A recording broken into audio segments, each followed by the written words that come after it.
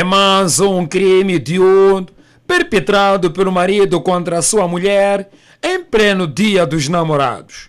Maria da Conceição Fernando Cunha foi encontrada morta dentro da dependência onde esta vivia com seu marido há 5 meses.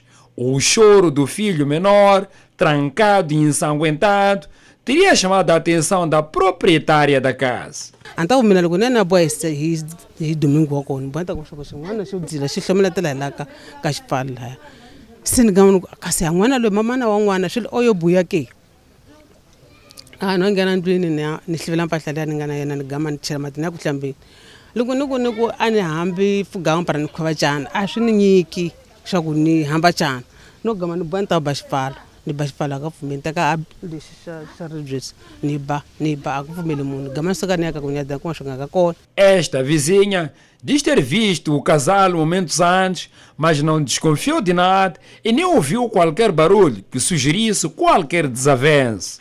Cheguei aqui no dia 14, era mal da 20. Já a senhora estava aqui, já aquela senhora que era assassinada, estava aqui nesta. Mas já não entendi por causa da chuva. Nós entramos lá dentro, já não sei o que se passou.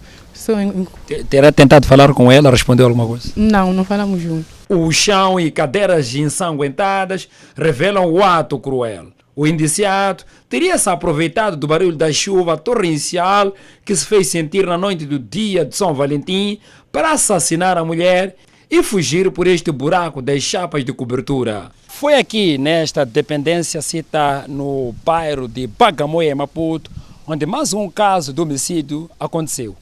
E o autor é o próprio marido contra a sua mulher, esta mulher de nome Maria da Conceição Fernando Cunha, filha de Fernando Cunha e da Persina Pedro, natural de Maputo. Tem apenas 26 anos.